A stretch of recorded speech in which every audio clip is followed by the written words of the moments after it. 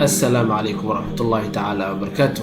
لما أصحابتا شرفت له كسو دوادا كنال كنا وإذن كوسو قدبيو برشاد اللغة الإنجليزية. ما أنت عشر كان نيسو دياري وكسو بسن يحي وحلي لهذا direct object and indirect object.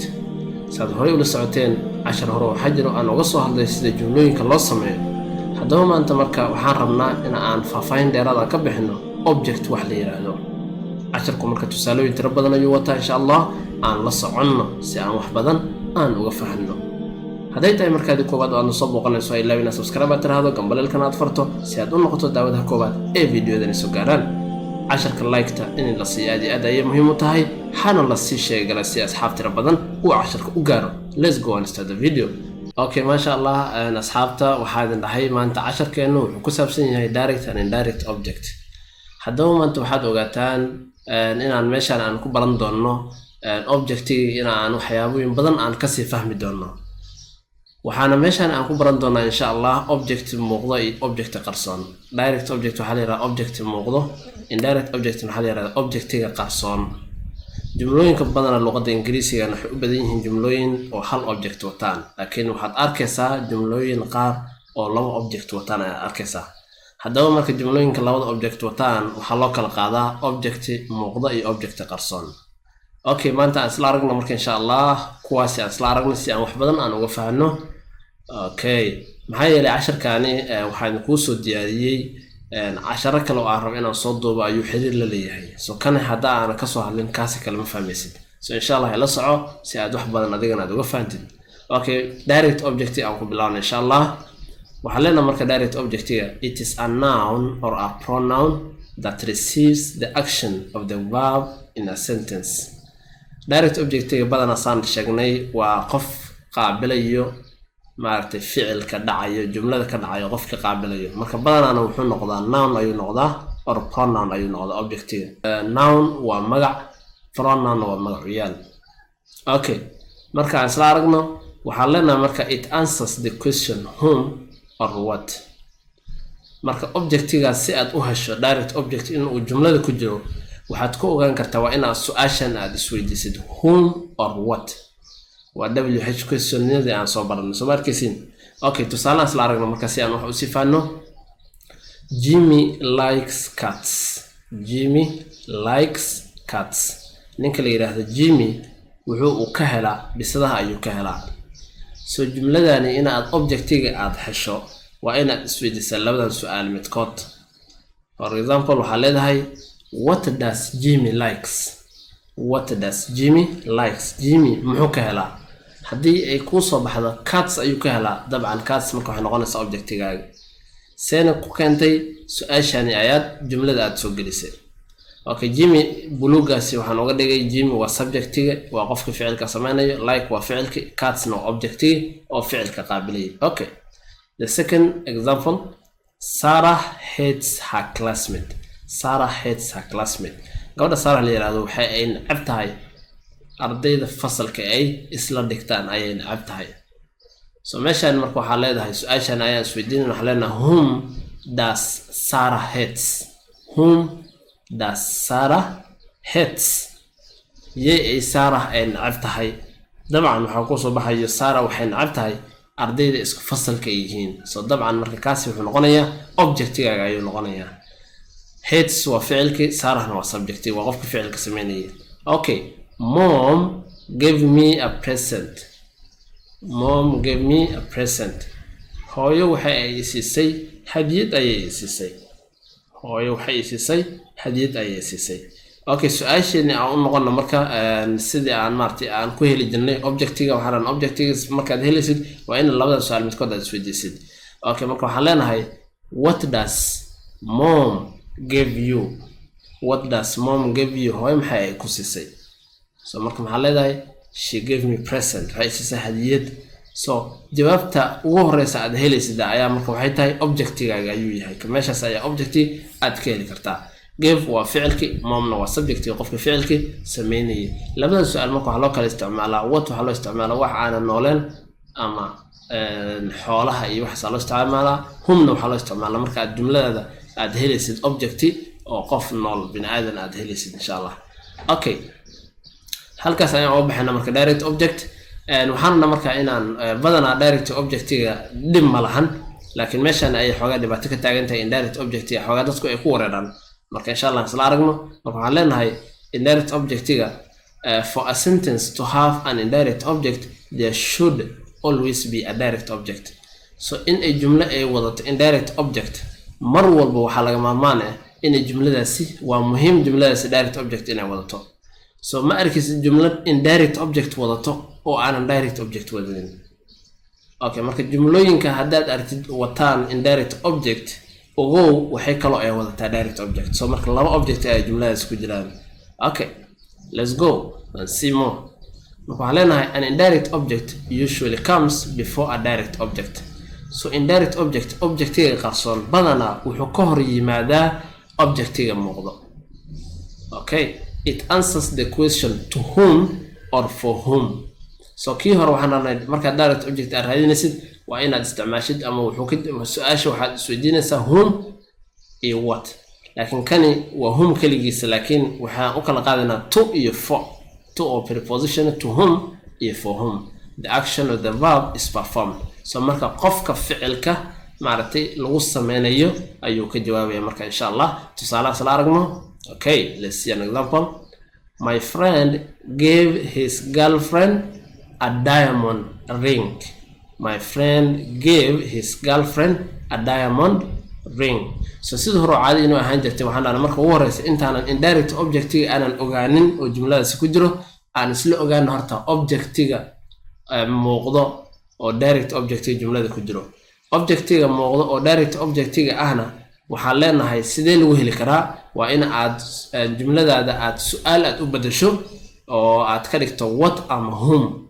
okay so marka meeshan waxay leedahay my friend gave his girlfriend a diamond ring saaxiibkay wuxuu siiyay saaxiibadiis maartay wuxuu siiyay franti oo diamond ah franti diamond ayuu siiyay okay so marka su'aasha marka aad raadinaysid direct objectiga maxaad leedahay what aad isticmaalaysaa maadaama oo aad maartay aad raadinaysid direct object okay so waxa leedahay what does my friend give to his girlfriend what does my friend give to his girlfriend muxuu uu siiyay saaxiibkay saaxiibadiis shay uu siiyay so wuxuu uu siiyay waa diamond ring so diamond ring marka wuxuu noqonayaa direct objectiga ayuu noqonayaa objectiga muuqdo okay to whom so marka waxaan rabnaa inaan helno marka indirect objectiga so indirect objectiga waxaan isticmaalaynaa to whom or for whom okay so marka waxaan leenahay to whom does my friend give a diamond ring to whom does my friend give a diamond ring you siiyay saaxiibka you siiyay diamond ring you siiyay franti oo diamond you siiyay so wuxuu siiyay his girlfriend dabcan marka his girlfriend marka waxay noqonaysaa indirect object ayay noqonaysaa waxaan dhahnay sida ay xasuusataan sharciga waxaan dhahnay badana indirect objectiga objectiga qarsoon wuxuu ka hor imaadaa objectiga muuqdo so objectiga muuqdo waa kan objectiga qarsoonna waa kana so badana objectiga qarsoon ayaa wuxuu ka hor imaadaa objectiga muuqdo so marka insha Allah hada aad xogaa aad wareertay insha Allah tusaale kale isla aragno si aan u sifahno the teacher gave his students a lot of homework macalinka wuxuu siiyay ardaydiisa 10 tiro badan oo ay ku soo qoraan xaafadda ku soo qoraan homework ahaan ayuu siiyay so marka ugu horeyso waa inaan helno objectiga muuqdana san ku helena waa inaan isweydiino what iyo whom so marka waxaan leenahay what does the teacher give to his students muxuu uu siiyay macalinka caruurtiisa muxuu siiyay homework ayuu siiyay so marka homework waxay noqonaysaa objectiga muuqdo okay objectiga qarsoon san ku helena marka waxaan leenahay to whom does the teacher give a lot of homework you uu siiyay macalinka 10 badan oo xaafadda ay uga soo qoraan wuxuu siiyay ardaydiis so students marka waxay noqonayaan indirect object ama objectiga qarsoon okay tusaale kale my mother bought me a necklace a necklace. My mother bought me a necklace. hooyadii waxay ii soo gaday katiinad ay ii soo gaday. necklace waxa la yiraahdaa katiinada qoorta lagu xirto ayaa la yiraahdaa necklace. So marka meeshaan waxaan rabnaa inaan helno objectiga muuqda ayaan rabnaa inaan helno. objectiga muuqdana saan ku helinaa mar walba waa inaad isweydiisid inaad qiyaasid lama rabo. waa inaad isweydiisid su'aasha what iyo whom. So marka waxaan leenahay what does my mother bought for me? What does my mother bought for me? hooyadii maxay ii soo gaday? waxay ii soo gaday dabcan katiinadan ay ii soo gaday. So dabcan katiinadan waxay noqonaysaa marka objectiga muuqda. objectiga qarsoon marka aan ogaano to whom does my mother bought the necklace? So marka hooyadii u soo gaday necklace-kii u soo gaday katiinadii u soo gaday me aniga ay soo gaday. So me waxay noqonaysaa marka indirect objectigani qarsoona. waxaa jiraan me marka waxay tahay waa magacyaalada oo maaragtay objectiga noqdaan waay. So magacyaalada waxay u kala qabsamaan kuwa noqdaan subject iyo kuwa noqdaan object. magacyaal haddaad maaragtay aad fahmaynin magacyaal waxa la yiraahdaa pronoun. So marka I camal you she it kuwaasi waa kuwa jumlooyinka ku bilowdaan. kuwa waxaa jira marka pronoun qaar waxaa jiraan oo jumlada ay ku dhamaadaan sida like me, him, her waxyaabahaas kuwaasna ayaka marka waxay ku dhamaadaan jumlooyinka ay ku dhamaadaan. So me waa kuwa marka ay jumlooyinka ku dhamaadaan waxaa la yiraahdaa objective pronoun ayaa la yiraahdaa. Okay, let's see another example. John told Peter a story. John told Peter a story. John ninka la yiraahdo Peter ayuu wuxuu u sheegay sheeko ayuu u sheegay. So marka tusaalehan sideen hore aan raacno oo aan isweydiino for whom aan marka aan sidii hore aan weydiino what su'aasha what iyo whom aan weydiino. So what does John told Peter? What does John told Peter? John muxuu u weydiiyey John muxuu u sheegay Peter? So story ayuu sheegay.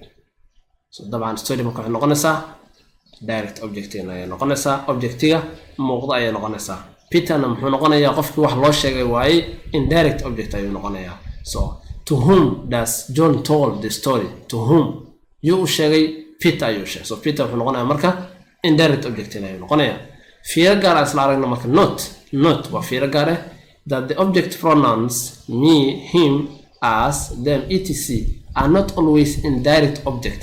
badanaa looma isticmaalo objectiga qarsoon ahaan badanaa looma isticmaalo. Sometimes they also serve as direct object. marmar qaar waxaa loo isticmaalaa objectiga ugu muhiimsan oo jumlada ayaa loo isticmaalaa ama objectiga muuqda ayaa loo isticmaalaa direct object.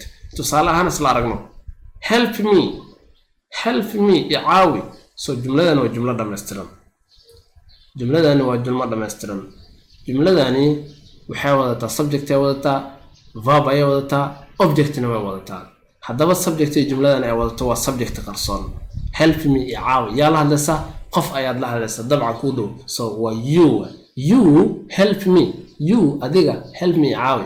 So you da marka badanaa la muujiyo waa subject qarsoon. So qofka la hadlayso waa second person oo pronoun. So you waa marka. So marka waxa waaye help me adiga icaawi.